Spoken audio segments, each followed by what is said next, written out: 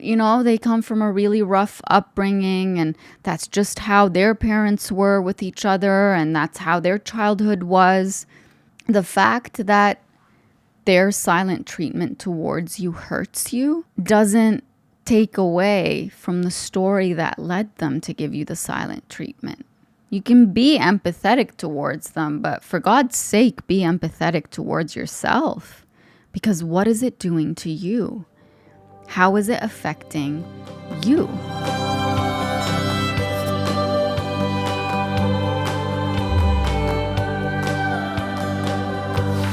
Hello, everyone. Welcome back to another episode of Beyond Words with me, Nejwa Zabian.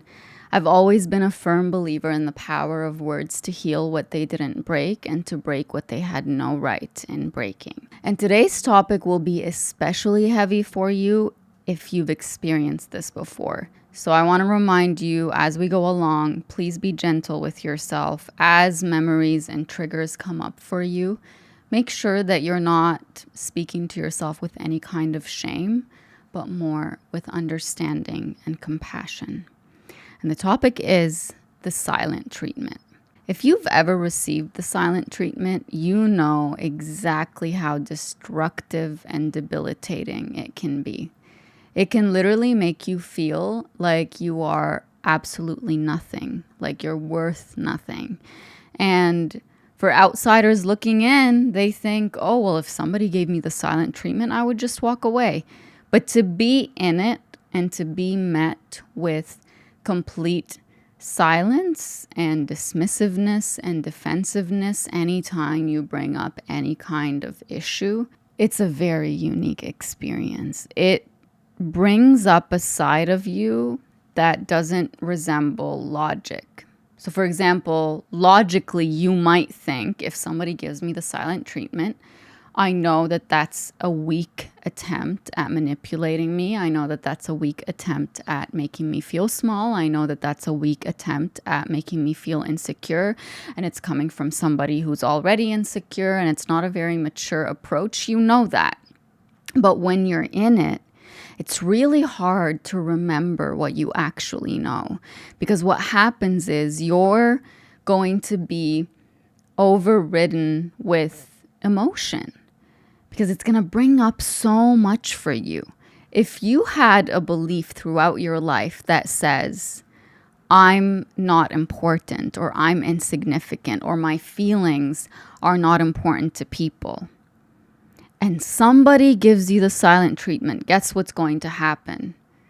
You're going to fall down that path because now there's proof that you are insignificant. There's proof that you don't deserve to be considered by others. There's proof that you're small based on the belief that you developed over the years.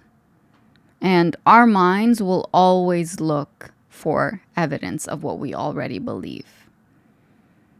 So even though you may have worked over the years to combat that belief, and even though you're able to sit with yourself or in front of the mirror and say, I know that I'm not small, and I know that I don't deserve to be dismissed or to be treated with defensiveness or minimization or whatever. I know that, but my emotions are overriding me. They're hijacking the way that I feel in the moment because I'm actually in the moment.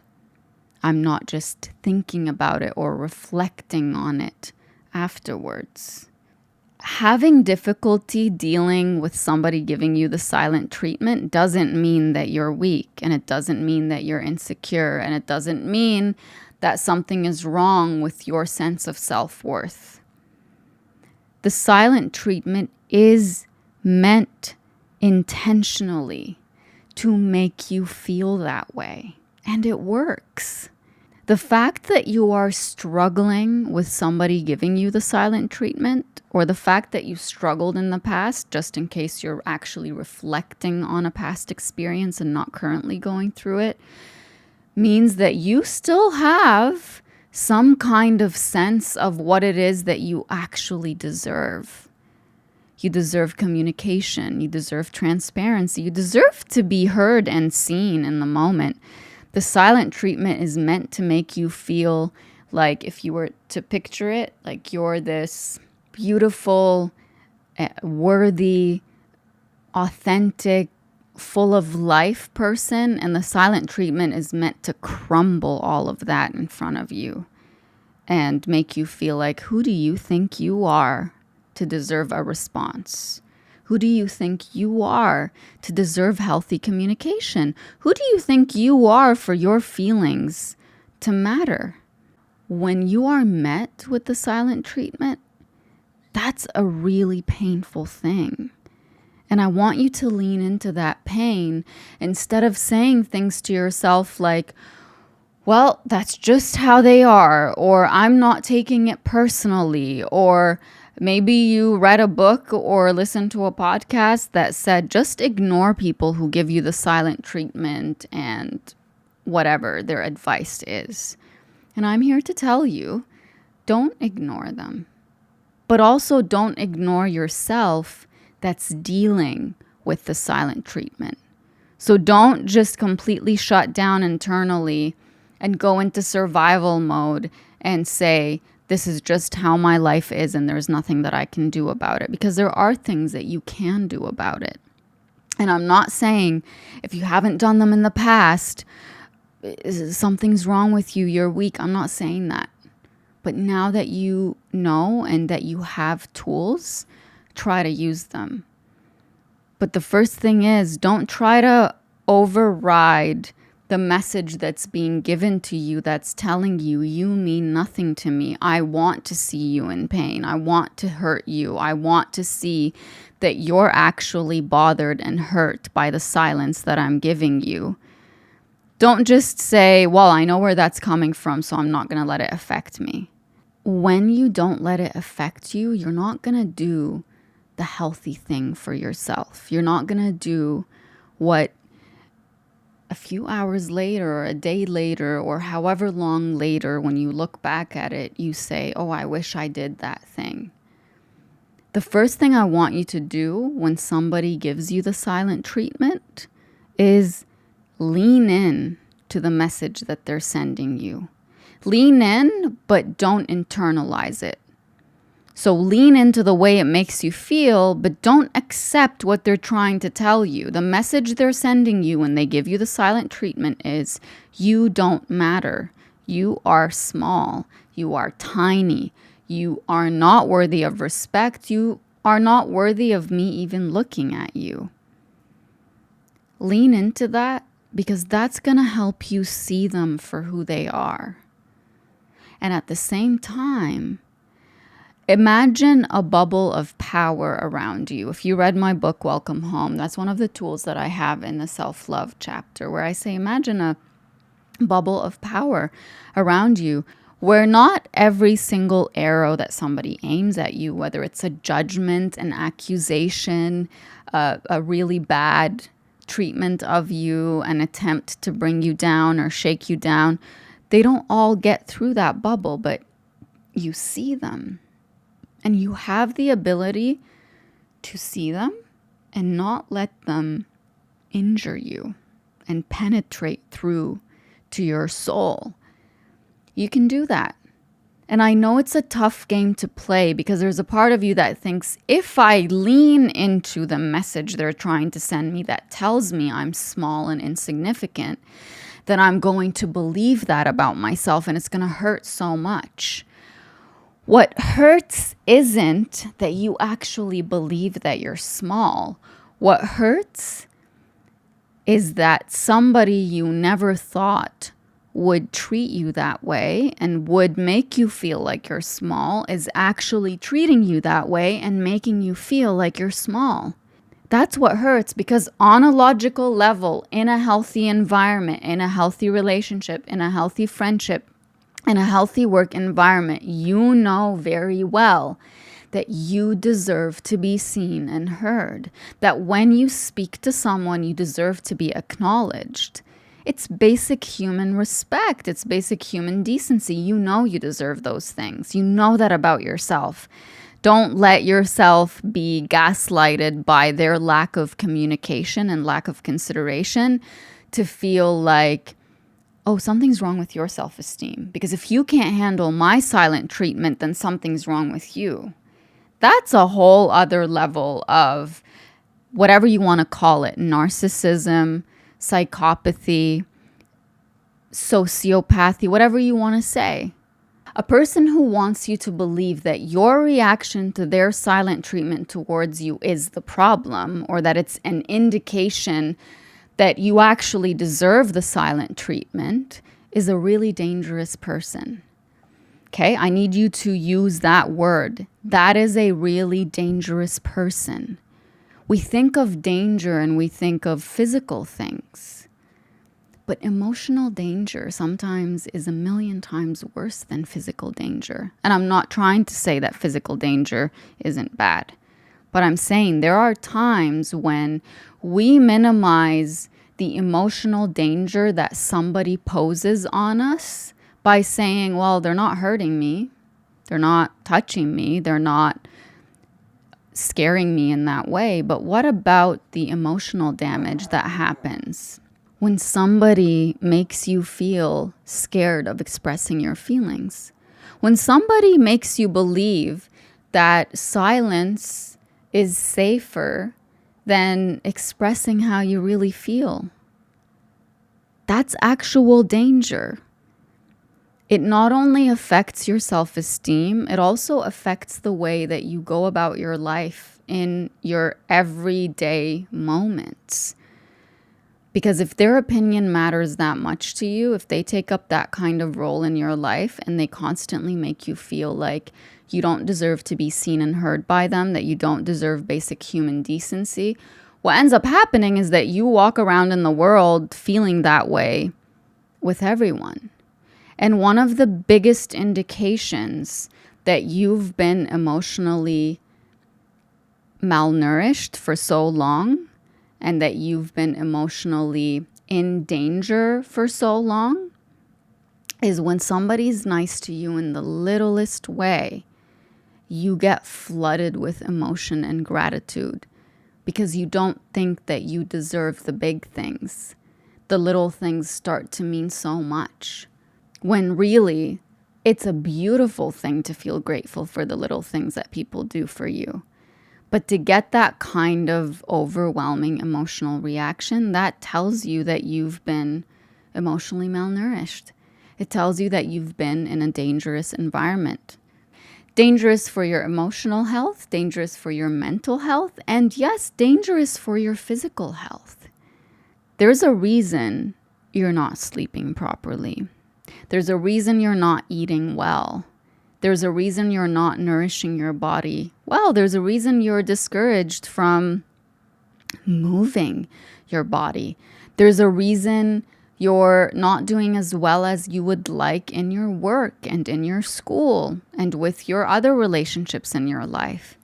It's because you have this one bond in your life that's sucking the life out of you. The silent treatment does that.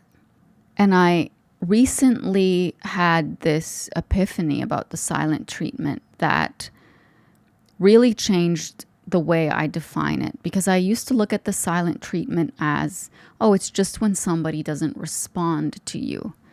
Whether it's you're speaking to them in person or in a text message or you're calling them, that's not just what the silent treatment is. The silent treatment is also when you send a big paragraph and they send you one word. The silent treatment is when you pour your heart out and you're met with silence. Like, they might listen to you and look at you, but they have nothing to say in return, even though they're the ones who caused those feelings inside of you. You're expressing to them how their behavior made you feel about yourself, and you're met with silence or dismissiveness. That's the silent treatment. The silent treatment is when you spend hours with a person and they make you believe that just being in their presence is enough. There's no need to talk. There's no need to discuss anything. You know, you just watch TV together or you do an activity together, but you don't communicate. That's the silent treatment. And the sad part is that over time, you begin to shrink your voice and you begin to shrink yourself. You start dealing with everything internally on your own, and you start to weigh in your mind 1,000,000 times before you bring up anything to them. Not just about the way that they make you feel, but about the way that you feel about anything in life. Because one way that somebody who gives you the silent treatment keeps you under control and makes it easier for them to deliver that silent treatment towards you is to train you over time to say less. So you start believing that it's your idea and it's some kind of an inner power that you have to not communicate with them. But they've trained you. Because when you gave your opinion about the birds outside, they told you that was a dumb opinion. And when you said you liked a certain food, they told you that was a disgusting food. And how could you even think that that could be good? And when you gave your opinion about a show or a movie, they told you that that was a really stupid opinion. And so over time, they train you to dread communicating with them in any way, because you know you're never going to get the acknowledgement. You know you're never going to get the respect. You know you're never going to get the feeling of, wow, this person really heard me. This person really cares about how I think and feel about them and about the world and about everything. If you have experienced the silent treatment, it has taken a toll on you and it has affected every single area of your life. You don't need to tell me because I know. And if that's the case, if you're still in it, what I'm going to advise you is to actually start feeling the pain of receiving that treatment. Go into a room and cry. You don't have to cry in front of them. Call a friend or a person that you know that really cares for you and tell them.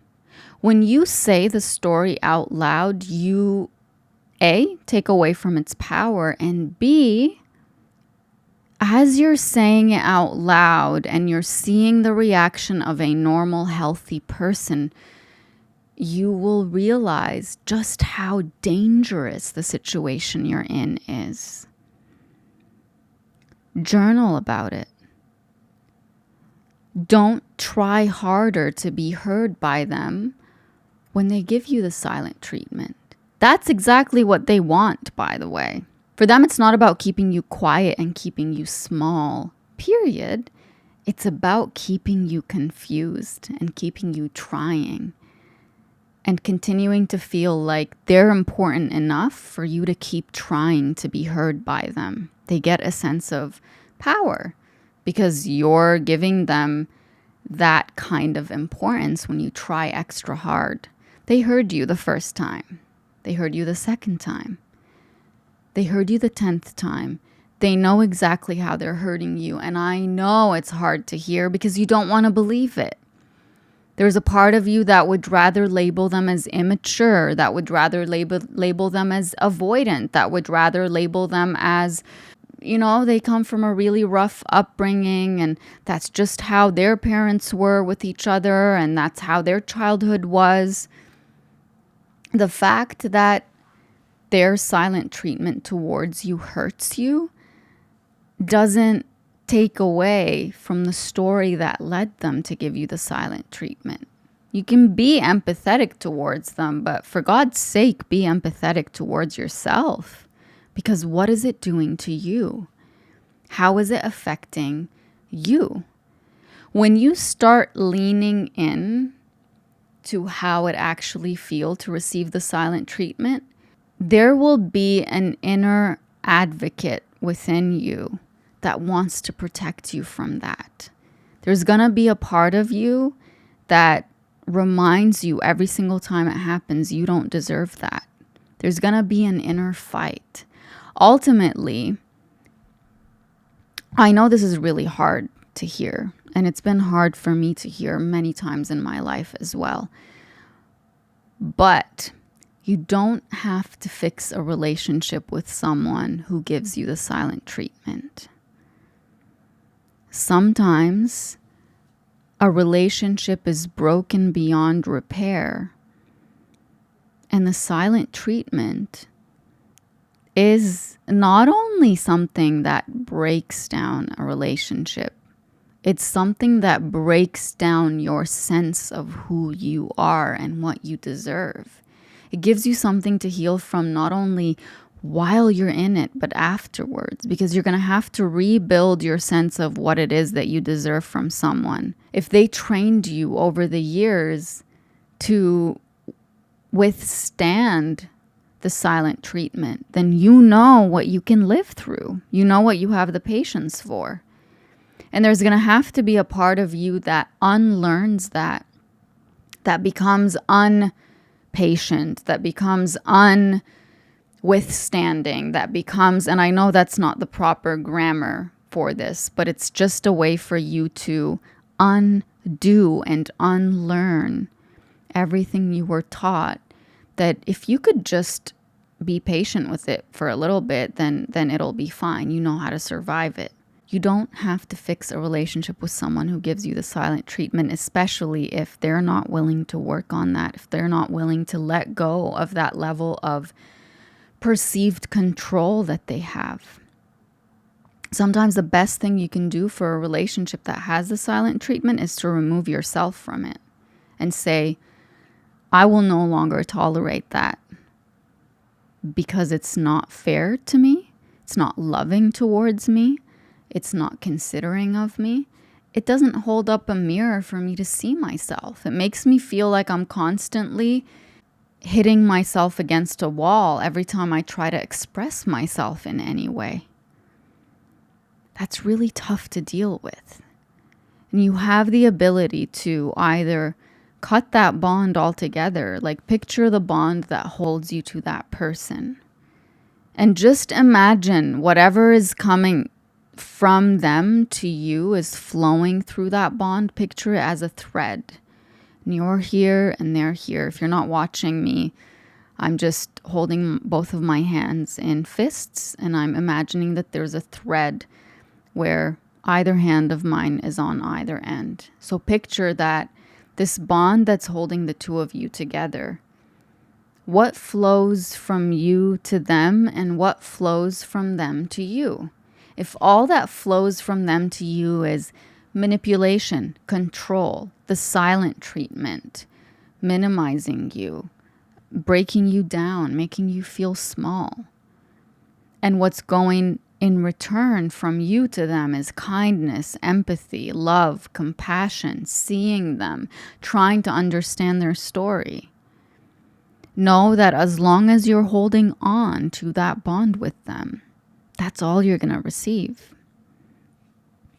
If you drink orange juice, you're drinking orange juice. You can't expect to have a sip that's full of silent treatment, and then the next sip is going to be full of communication and hearing you and seeing you. And you know very well that as long as you're trying to be authentic with who you are, you're going to continue being nice and kind to them. And it's going to turn into a dynamic where you're pouring all of yourself into somebody who wants to break that self of yours as much as possible to the tiniest pieces that they could get you to. And you don't deserve that. Now, if you've been listening to the podcast, you know that every week I have two segments, one titled Words That Found Me and one that's titled Words From Me to You. For this episode and the next one, I won't be having those segments. And what I would like is for you to write quotes or words from yourself in the comments, wherever you're listening or watching this, about this topic. It could be words that have helped you deal with the silent treatment, and it could be words that you want to say to someone who's dealing with the silent treatment. I really appreciate you contributing and taking part in this, and I'm actually really excited to see what you come up with, because yes, the silent treatment is talked about quite a bit, but I don't think it's talked about enough. Because, as I said, we tend to think silent treatment means Somebody's giving you silence. But it's not just that. The silent treatment is somebody not giving you the communication you deserve, and somebody constantly starving you for their voice, for you knowing how they feel, for you knowing where you stand in their life. When we start using the right language to describe what we're going through, it helps us heal faster. I really hope that this episode helped you feel seen and heard in some way. I really, truly hope that you're listening to it and you're like, oh, the silent treatment. Like, I've never heard of that before, because what that might mean is that you've never experienced it before. And that's a beautiful thing. And I'm really happy that you haven't experienced it. But if you did experience it in the past, or if you are currently experiencing it, here are the words I'm going to say from me to you this time. You do not ever, even at your weakest, most vulnerable moments, deserve that somebody who says they love you and care for you treat your voice, your feelings, your authenticity, your existence, the things that you are excited about, with silence. You don't deserve that. And the fact that you've put up with it doesn't mean you deserve more of it. And it doesn't mean that you're weak. It means you've learned what you can survive. And your goal now is to no longer just survive. You want to live. You want to breathe. You want to have conversations with people who are excited to talk to you. And even when they're not, they give you the basic human decency of looking at you when you talk and saying something in return to make you feel acknowledged and validated. In reflecting on the types of people that you have in your life and those who do give you the silent treatment, the chapter that will help you the most from my book, The One Who Broke You Can't Heal You, is the 7 bonds. In that chapter, I talk about the different types of bonds that hold us to people. And one of those bonds is toxic bonds, and one of them is trauma bonds. And you know very well that, or maybe you don't, and now you do, that the silent treatment is very prevalent in those kinds of relationships. And the silent treatment is intended in a way to keep you under control, to manipulate you, to break you down in a way where you feel like the only person who can save you or fix you or put you back together is the person who's breaking you down, right? But moving forward, our belief is that the one who broke you can't, by definition, be the one who heals you. So when you read that chapter, it will be extremely helpful for you in identifying what it is that you're going through and naming it and deciding what you no longer want for yourself. There's also a chapter where I talk about building healthy relationships and what it takes to build healthy relationships. And when you learn what it takes and you understand exactly what it is that you deserve in return for everything that you are and everything that you're willing to offer to someone, it will be so much harder for you to put up with the silent treatment. And it will become so clear to you when it happens that you don't let it get to a point where it's so bad that that's when you blow up and you say, I can't do this anymore, when you've been beaten down so much at that point. You'll get to a point where once you educate yourself on what you actually deserve in a healthy relationship, you'll be able to look a person in the eyes when they give you the silent treatment and say, this is not for me. It's okay to say, this is not for me. Even if you accepted the silent treatment repeatedly, even if you accepted it for years, you have the right to change your mind right now. You have the right to start standing up for every single version of you that experienced the silent treatment with them and say, I'm not okay with this. This is not for me. It is a beautiful skill to develop, to be able to discern between what's healthy for you and what's not. And sometimes the simplest words you can say to somebody who's giving you the silent treatment is, "This is not for me." End of story. I hope this episode helped you in more ways than you can imagine. And I'm just going to remind you to please take a few seconds to pre-order The One Who Broke You Can't Heal You. Your support for the book has meant so much to me. And seeing the pre-orders come in just always makes me feel so grateful. And I just want to remind you that if you're going to read the book at any point in the future, you might as well just pre-order it from now. What a pre-order does is it tells the publisher, hey, this book is on demand. We want it. We want it in more languages. We want it everywhere. We want more copies of it printed. And at the same time, you tell the world this work is really important. And I'm going to be writing for the rest of my life. I'm always going to be here for as long as I live to write books that will help you through whatever you're going through. So, as an extension of my gratitude for you reading my work and taking the time to pre-order, I promise you to continue doing this work in every format possible. I hope this episode helped you find healing beyond words, and until next time, have a wonderful day.